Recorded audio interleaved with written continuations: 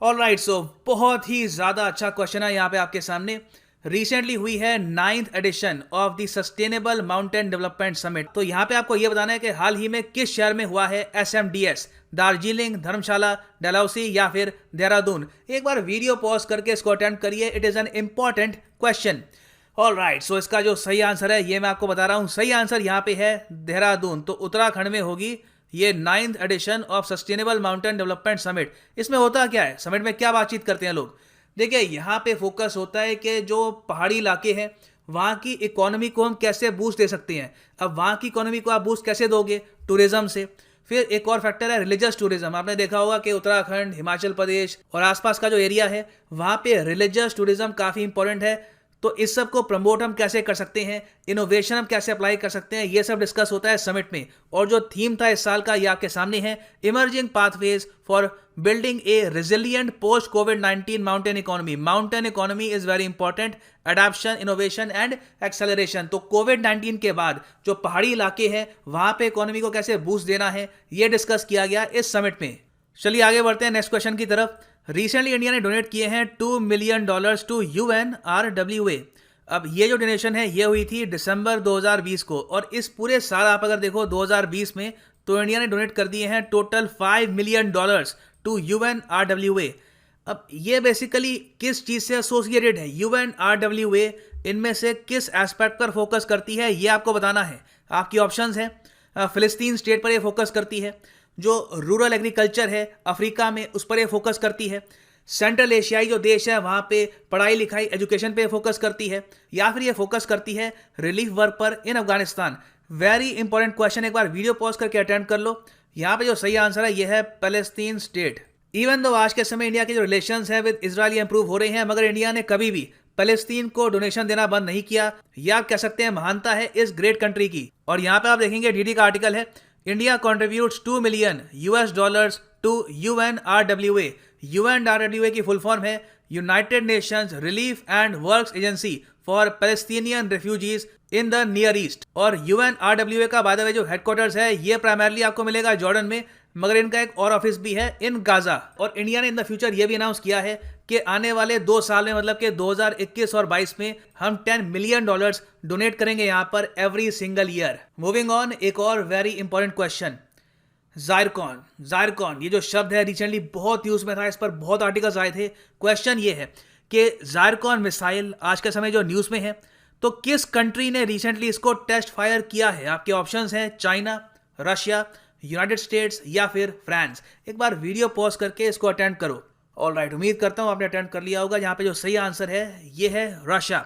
जायरकॉन है एक अत्याधुनिक हाइपरसोनिक मिसाइल। ये एक सुपरसोनिक मिसाइल से तेज होता है, मतलब कि ब्रह्मोस से कई गुना ज्यादा तेज है। और यहाँ पे आप देखेंगे RT टुडे का एक आर्टिकल है, RT टुडे मतलब कि रशिया टुडे, और इसको फंड करती है रशियन गवर्नमेंट। ये कह रहे हैं कि रशिया ने सक्सेसफुली टेस्ट फायर किया है हाइपरसोनिक मिसाइल जायरकॉन को, और इसकी स्पीड है 8 times the speed of sound, मतलब कि ध्वनि की गति से 8 गुना ज्यादा तेज। और ये टेस्ट किया गया है in the White Sea. Alright, so moving forward, recently Yogi Adityanath जो चीफ मिनिस्टर हैं उत्तर प्रदेश के, इन्होंने उद्घाटन किया है कैलाश मानसरोवर भवन का।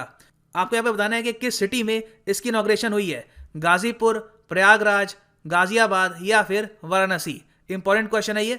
ऑलराइट, सो उम्मीद करता हूँ आपने अटेम्प्ट कर लिया होगा। यहाँ पे जो सही आंसर है ये सी है, इट इज गाजियाबाद। यहाँ पे आप अगर देखेंगे तो टोटल ऑलमोस्ट 58 करोड़ रुपीस का प्रोजेक्ट है। 9000 स्क्वायर किलोमीटर में ये पूरा प्रोजेक्ट फैला हुआ है, और ये एक भवन है जो ओपन रहेगा for pilgrims. Very important to improve tourism. Recently आपने देखा होगा कि टूरिज्म को प्रमोट करने के लिए काफ़ी स्टेप्स लिए जा रहे हैं आफ्टर कोविड, क्योंकि कोविड-19 के बाद उम्मीद ये है कि टूरिज्म से इंडिया की इकोनॉमी को काफ़ी बूम मिलेगा। और वो एडवांटेज हम तभी गेन कर पाएंगे अगर हम प्रॉपरली फैसिलिटीज प्रोवाइड कराते हैं टूरिस्ट को। सो आगे बढ़ते हैं, इंपॉर्टेंट क्वेश्चन है ये। हाल ही में भारतीय संसद पर आतंकवादी हमले की बरसी मनाई गई थी। किस वर्ष में ये आतंकवादी हमला हुआ था ये आपको बताना है। आपके सामने ऑप्शंस हैं 2001, 1999, 2003 या फिर सन 2000। एक बार वीडियो पॉज करके इसको अटेम्प्ट कर लो। यहाँ पर जो सही आंसर है ये है ए, 2001 में हुआ था ये आतंकवादी हमला। यहाँ पे आप देखेंगे ये ट्वीट है पीएम इंडिया की।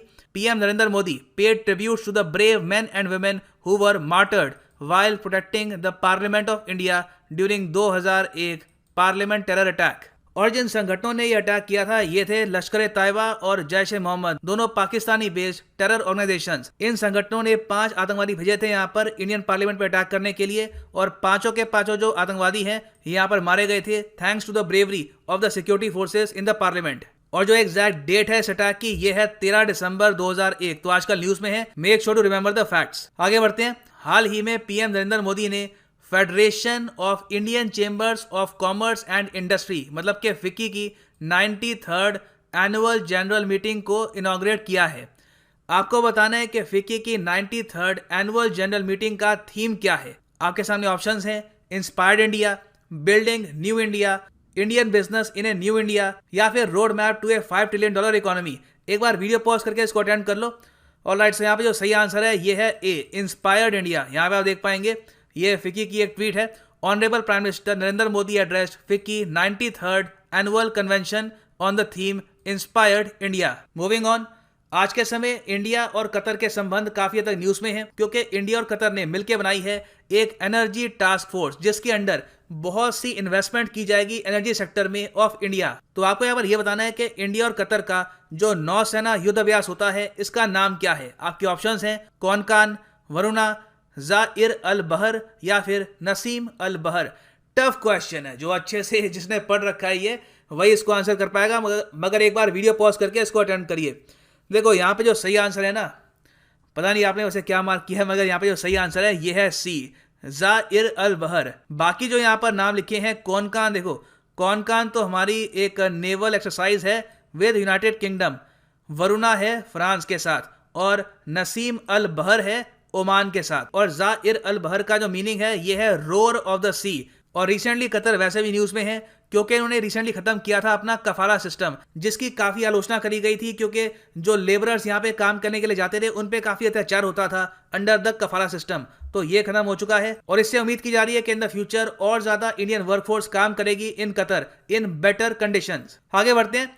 रिसेंटली किस शहर ने होस्ट किया है TIE समिट? टाई समिट जो है, टाई बाय द वे एक एनजीओ है। रिसेंटली इन्होंने अवार्ड्स दिए हैं दो बहुत ही इंपॉर्टेंट, एक तो लाइफ टाइम अचीवमेंट अवार्ड पोस्टह्यूमसली, ये दिया गया है FC कोहली जी को, the father of Indian IT industry, और दूसरा लाइफ टाइम अचीवमेंट अवार्ड इन्होंने दिया है बिल गेट्स को, द फाउंडर ऑफ माइक्रोसॉफ्ट। तो जो ये समिट है जहां पे इन्होंने अवार्ड दिए हैं, ये समिट कहां पे हुआ था, किस शहर में हुआ था, ये आपको बताना है। तो एक बार वीडियो पॉज करके इसको अटेंड कर लो। नाउ यहाँ पे जो सही आंसर है ये है हैदराबाद। ऑल्दो जो ये पूरा समिट है ये हुआ था वर्चुअली, और यहाँ पे वाइस प्रेसिडेंट हमारे कई मिनिस्टर्स गए थे, तो it was a very important summit. इस पर यहाँ पे आप देखेंगे वेंकैया नायडू जी ने ट्वीट किया है। सो ये समिट तो हुआ था वर्चुअली, मगर जो होस्ट सिटी था इट वाज हैदराबाद। आगे बढ़ते हैं। वेरी इंपॉर्टेंट क्वेश्चन, बहुत ही इंपॉर्टेंट क्वेश्चन है फॉर एनी एग्जामिनेशन। ऑलराइट, यहाँ पे आपसे पूछ रहे हैं स्वाधीनता सड़क। स्वाधीनता सड़क जो आजकल न्यूज में है, ये किन दो देशों के बीच में बनाई जाएगी? आपके ऑप्शंस हैं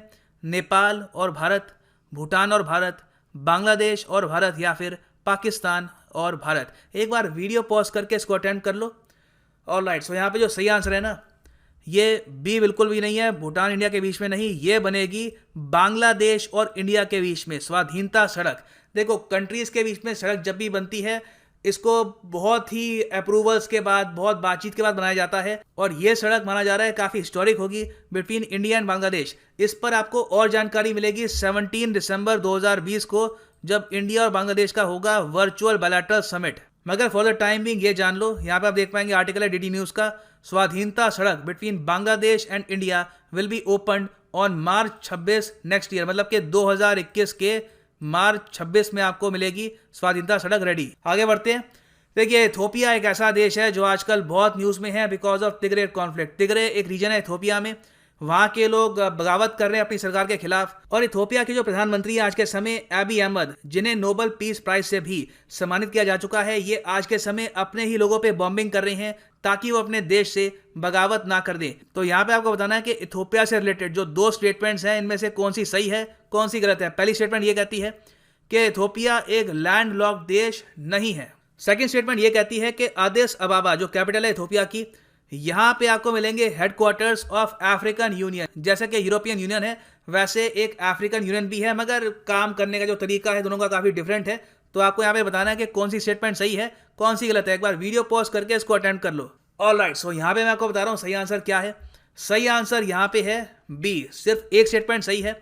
इथोपिया बिल्कुल एक लैंडलॉर्ड कंट्री है, आपको अभी मैप पे दिखाऊंगा, तो ये स्टेटमेंट गलत हो गई। It is not a landlord country, incorrect.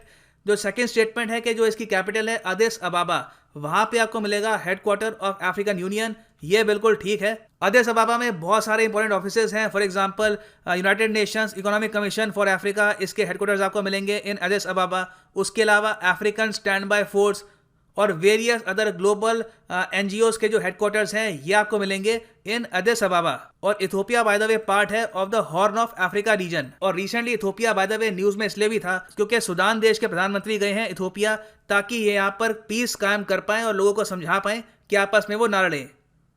सो यहाँ पे आप देखेंगे ये एशिया का मैप और ये हमारा प्यारा भारत, और अफ्रीका में यहाँ पे आपको मिलेगा इथियोपिया। और आप देखेंगे कि इसकी कोई भी कोस्ट लाइन नहीं है। इसकी कोस्ट लाइन एक टाइम पे थी जब एरित्रिया इसका पार्ट था, मगर एरित्रिया आज के समय एक इंडिपेंडेंट देश है, तो उसी के साथ इथोपिया ने जो अपनी कोस्ट लाइन है ये भी गवा दी। और इथोपिया के साथ एक और बहुत ही इंपॉर्टेंट देश है यहाँ पर सूडान, जो आज के समय कोशिश कर रहा है कि तिग्रे रीजन में जो भी वायलेंस है इसको ये शांत करें।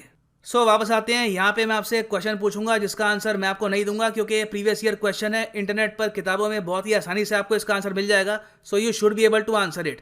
यहाँ पे देखो क्वेश्चन है, बाय द वे ये क्वेश्चन आया था CGL 2018 के पेपर में। सो क्वेश्चन आपके सामने है कि which country was the first to implement goods and services tax. अच्छा देखिए, मैं आप सबसे रिक्वेस्ट करूंगा इस क्वेश्चन का जो आंसर है ना आप सब लोग किया कीजिए, क्योंकि कई लोग होते हैं उनको पता नहीं होता सर्च कैसे करना होता है। तो आप सब लोग अगर आंसर करेंगे तो उनको कमेंट सेक्शन में पता लग जाएगा कि इसका जो सही आंसर है ये क्या है, और जो राइट आंसर होता है तो उसको लाइक भी कर दिया करो। तो यहाँ पे आपकी ऑप्शंस हैं फ्रांस, जर्मनी, कनाडा और USA। बताओ दुनिया में पहली बार GST किस कंट्री में इंप्लीमेंट हुआ था। और इसी के साथ यह वीडियो का अंत। Thank you for listening and as always God bless you all.